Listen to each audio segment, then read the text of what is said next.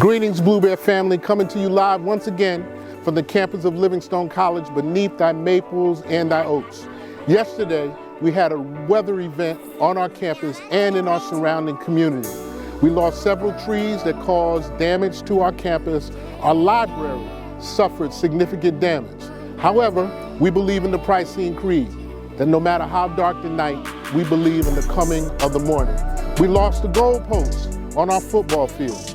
But again, we'll be working diligently to restore this campus to prominence. Listen, because of the storm, 18 students, 28 faculty members are without power at our Jake Alexander location.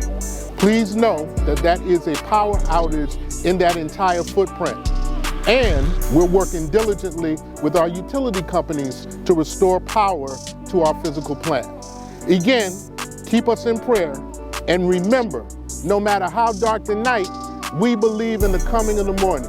We're resilient, we're relevant, and we're always ready. Who you with? LC.